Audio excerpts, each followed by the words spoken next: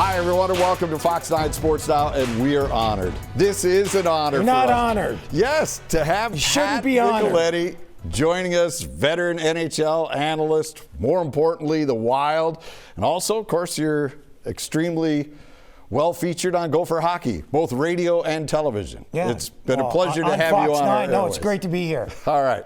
But we want to give some of our younger viewers who may not realize where your expertise comes from a little history lesson before we get started into the Wild and Gophers. You are the University of Minnesota's second all-time leading scorer. We've got some video of you here behind the legendary John Mayasich, 269 career points. Look at these goals here. I mean, the moves. Oh, man. Take that full. We've got to get everybody to enjoy that. I haven't seen that one, I don't think. I mean, look at... Oh, yeah, that was against my good friend Johnny Hyduk from Hibbing. Look at this. Look at this. Hanging out right at the side of that. Gets it to go in.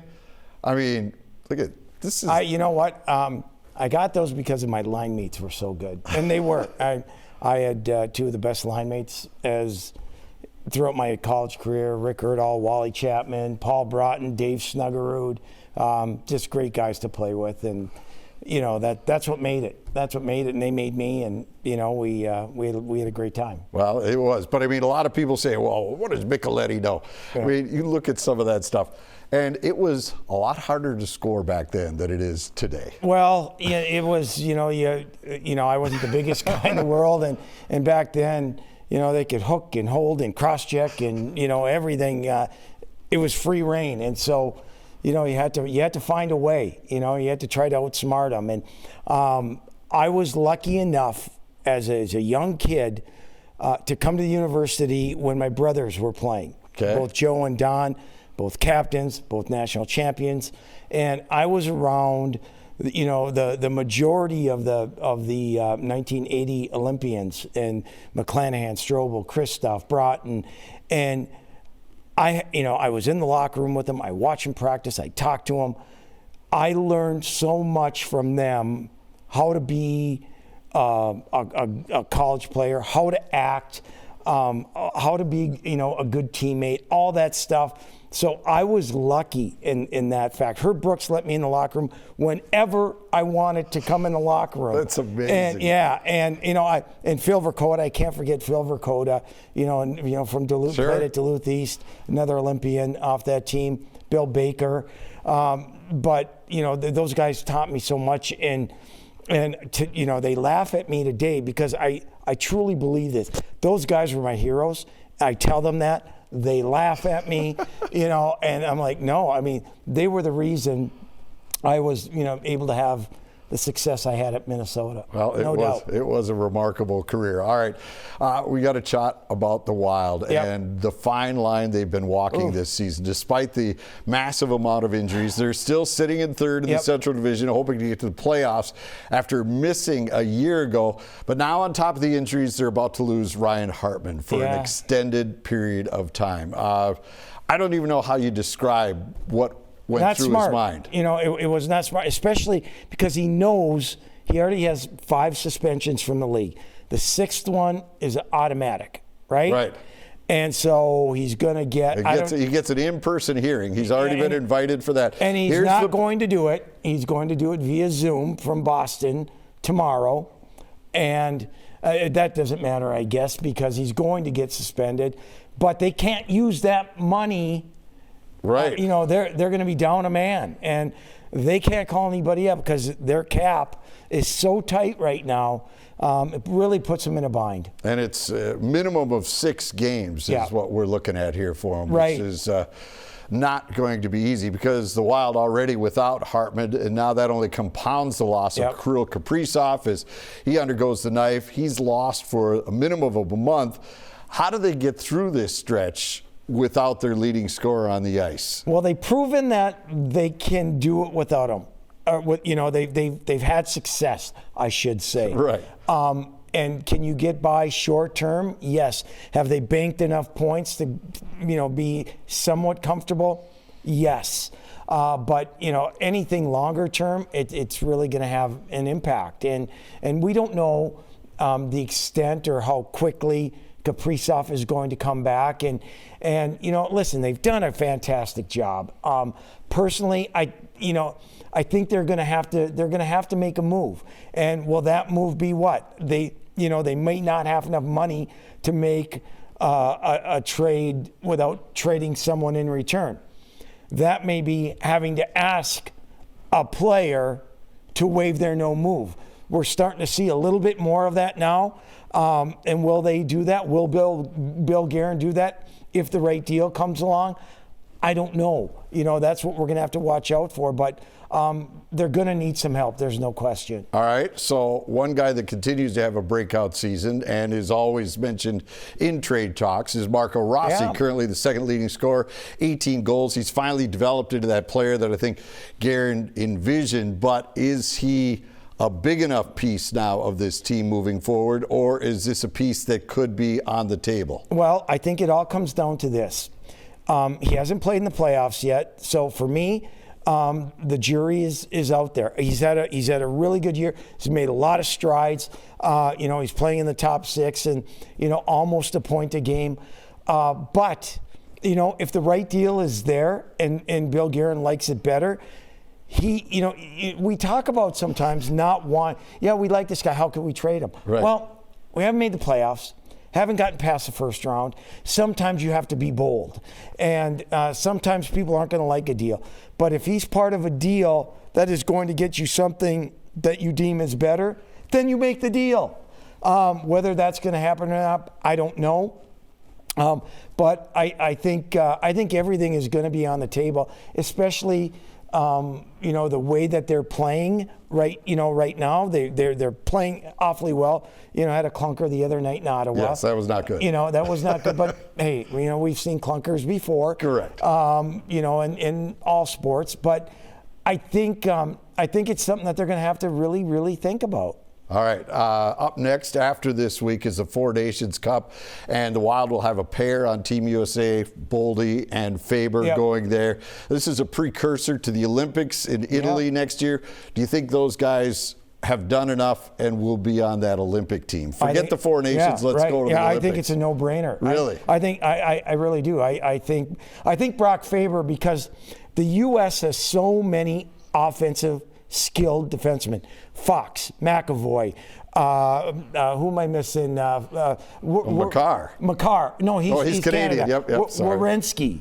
Right? Oh, yeah, Zach Werenski, yeah. You need a stabilizing guy who Brock will be like, I don't have to be an offensive guy for this team. I can get back. I can cover. You put him with a Quinn Hughes. Are you kidding me? For example. Right. Go ahead, Quinn. Go do what you want. I gotcha. And so I think he will be. I think Matt Boldy, once he was named, leading up to the Four Nations, he was fabulous because he wanted to show Bill Guerin that he could play. So we know what he can do when he is really on. I think with his size and his skill, I think in his skating ability, I really think that he's done enough to be a member of that Olympic team. All right. One thing we have to talk about is Marc-Andre Fleury. Yeah. And the night he had in Montreal. I have a question for you. I mean, how classy was that of the Canadian fans? It was unbelievable. But here's my question. Okay. Should he retire? No. No. He's such a staple. Remember, it was supposed to be the year of Wallstedt was coming, and they're going to have 3 goaltenders, and all of that. That's all out the window because of how much he played. But the respect the Canadian fans showed. He didn't even play for the team. I know. He didn't play for the team, and what was it, 5 minutes long? Yes. And they wouldn't leave. And I mean, that is when you know you made it. The respect that he got, but everybody loves him. He's a great guy. He'll talk to anybody. He'll do anything for his teammates.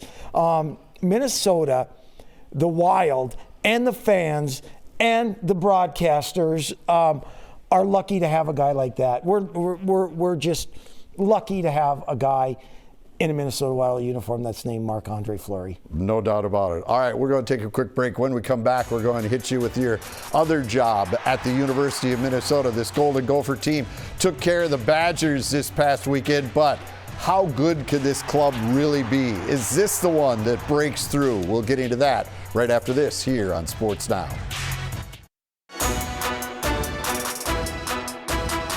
Welcome back to Fox 9 Sports Now. Pat Micheletti, kind enough to stay with us through the break.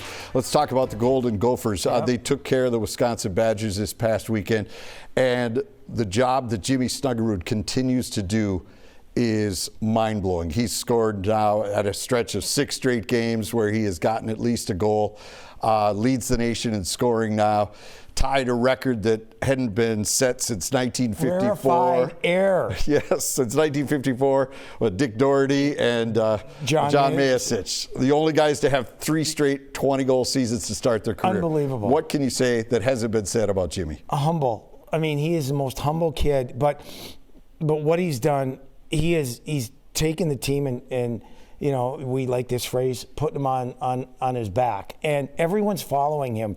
They're seeing how hard he's working. We saw plays, we commented the other night, not his offense, but his defensive play. Getting back, breaking up a play. I haven't seen anyone, and I'm talking, I mean, we're talking NHL level, who gets a shot off as quick and as hard as he does. It is the goal he scored the other night to get Minnesota on the board, to pull them within a goal, and just ignited the crowd. And you know, he feeds off that. The team feeds off that, and you know, he's been great, and he's put himself in position, you know, to be a top guy for the Hobey Baker. He's had that good a year. All right, so how far can this group go? You've seen other teams take a run at it. What do you see about this group you like? Well, what I need to see, and we talked about this, Jim, is that, you know, they went through a time of the year, and every team goes through this. Beginning of the year, you have a lot more time, a lot more space. You can make plays. You can dilly-dally, and then it gets after you know, the start of January, end of January, right. And that's where you know, you flip the switch. Teams flip the switch a little bit, finishing every check. Playing fast, getting pucks on net. Just having your special teams all be in alignment, and so. I think Minnesota had a difficult time adjusting to that, but I think they're starting to get it, and that's real critical, because every game is going to be hard the rest of the year. Teams are going for points, they're going for position, they're going pairwise. For home. Yeah, pairwise, they're going for home ice in the first round, and so I think if they can get to the point where they play consistently and understand that they have to do this shift in, shift out, night in, night out, period in, period out, then I think you've seen them. They're good. They're good. You know, they're good. They can be. All right. They can be as good as anybody in the country. All right. Finally, before we let you go, we have to get Pat's provincial puck That's where poll. You try to get me in trouble. Got it. Here it is. Let's take a look. Right. Minnesota. Nobody's going to argue with that. Can't argue with that. Number 1, Minnesota State. They're number 2, though, out of this group. Yeah, you know, they've had a really, really good year, and unfortunately for them, it may look like they would have to win the conference title to get in the NCAA because of a couple losses. They were up at 9, 10, 11 in the pairwise, which would have been good. They dropped, so it looks like they're going to have to do that. St. Thomas stumbled early, really playing well now. They split with Minnesota State this past weekend. UMD, they're another team that's going to have to win the conference title, but they've played a lot better. They always do in the second half, because they finally understand what Scott Sandlin wants them to do, and they're playing much better. You know, they split with Denver, and then St. Cloud, unfortunately, their goaltender really gets hurt, and he was one of the best in the country, and that really hurt them. They're not going to use that as an excuse. You know, Brett Larson, he's not going to, and they played tight games. It's not like they're just, giving up a goal too many and not scoring enough. But so that's where they sit right now. All right, and Bemidji right there behind St. Cloud State. Right. Pat, thank you so much. We appreciate it. I just saw you I know, 3 nights in a row. All right, thank you. It's funny. You'll catch them 2 weeks. Ohio State on Fox 9. We'll have Gophers and the Buckeyes. All right, Pat, thanks so much. When we